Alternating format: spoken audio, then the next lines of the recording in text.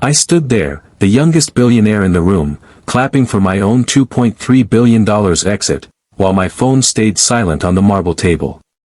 No one called. No one cared. Just another empty victory in a city that never sleeps and never loves you back. Her voice cut through the silence like warm rain on frozen glass. Mr. Harrington, I know it's 2:17 a.m. in New York, but you don't have to face tonight alone. Tell me what's really hurting.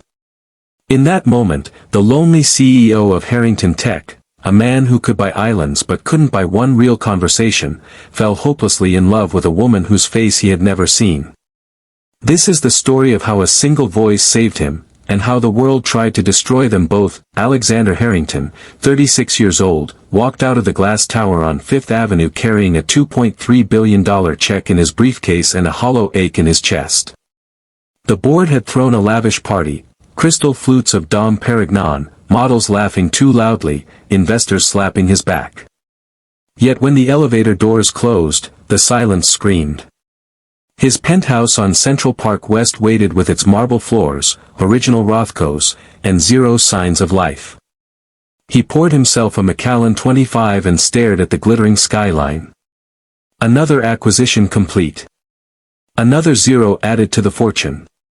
Another night with no one to share it with. What's the point? He whispered to the empty room.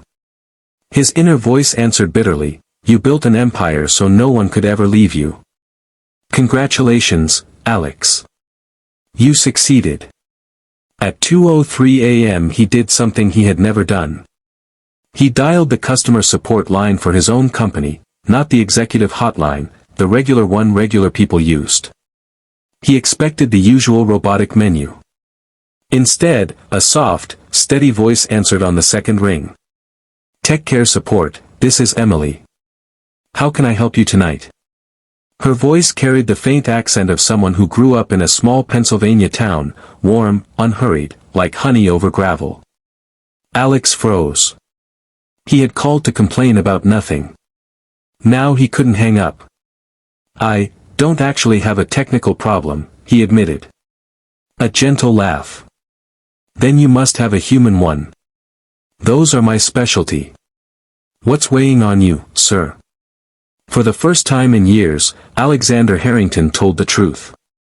He spoke about the boardroom where people feared him, the relationships that lasted 3 dates before the women realized his schedule was his only real lover, the way success had become a beautiful cage. Emily listened without interrupting. When he finished, she said quietly, you know what's brave? A man who has everything still choosing to feel. They talked for 47 minutes. She told him she was 29, worked nights to pay off her mother's medical debt, and spent her days writing poetry no one read. Her voice trembled when she mentioned her mother's passing 6 months earlier. Alex felt something crack open inside his chest. The next night he called again. And the night after that. For 3 weeks they spoke from 2 a.m. until sometimes 4 a.m. He learned she lived in a tiny walk-up in Queens, took the 7 train at dawn, and sang old Carole King songs under her breath while making coffee.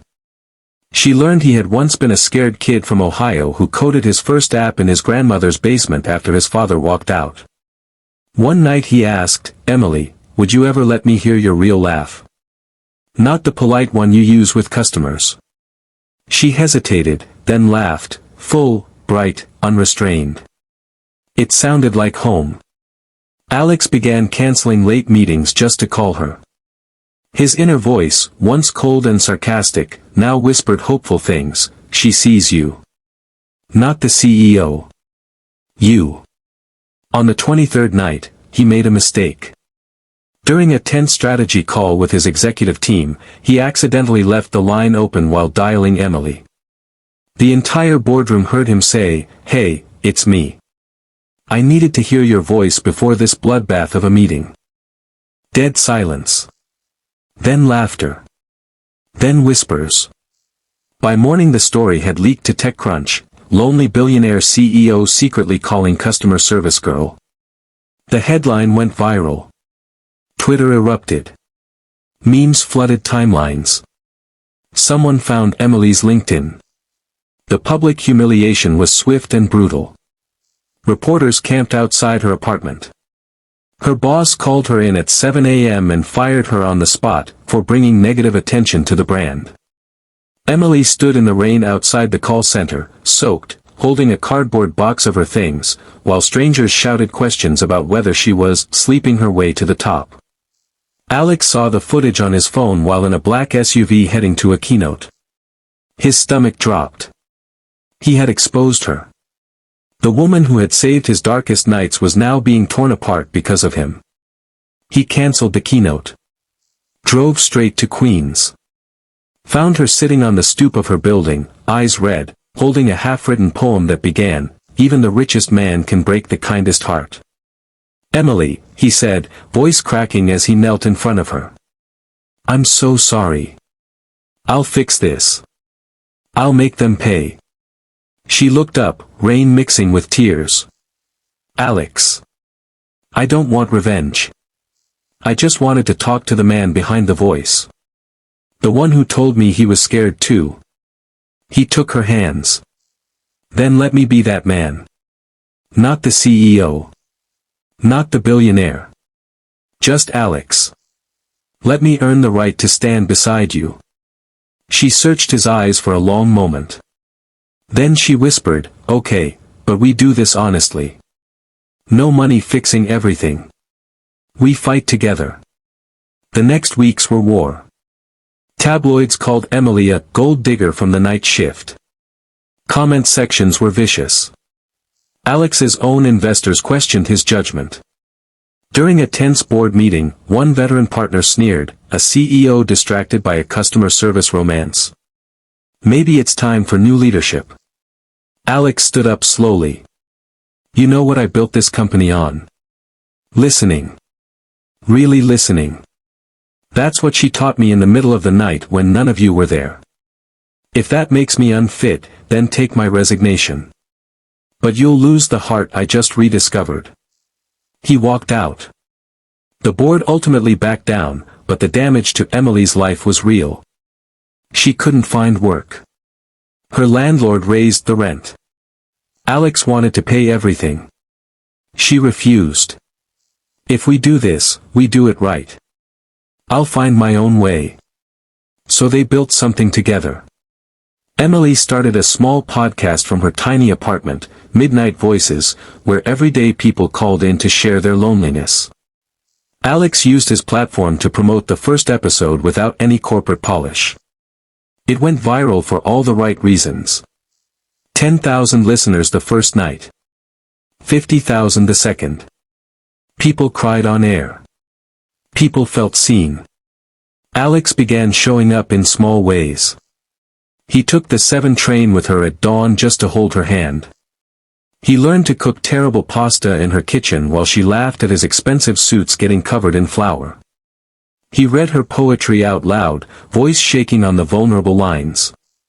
One evening, after a particularly cruel article, Emily broke down.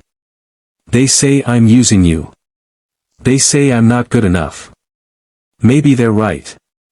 Alex pulled her close on the worn couch. "Listen to me. I was drowning in silence before you. You didn't climb a ladder to me, you reached into the dark and pulled me out. That's the only thing that matters. I love your voice. I love your strength. I love the woman who still writes poems when the world is cruel." He got on one knee right there on the creaky floorboards. "Emily Thompson, I don't want a trophy wife. I want the woman who saw me when I was invisible. Will you let me stand beside you while we build the life we both deserve?" She cried and laughed at the same time. "Yes, Alex. But we earn every step." The reversal came at the annual Tech Innovators Gala. The same crowd that had mocked him now filled the ballroom. When Alex took the stage, he didn't talk about quarterly earnings. He played the first recording of Emily's voice from that 2 a.m. call, with her permission. The room went silent. Then he brought her on stage. No designer gown, just the simple navy dress she wore the first time they met in person. "This woman taught me that real success isn't measured in billions. It's measured in 3 a.m. conversations when you're brave enough to be honest. She lost her job because of me. She faced cruelty because of me. And she still chose to build something beautiful with me. That's the kind of partner every leader needs. The audience rose in a standing ovation. Emily stood tall, tears shining.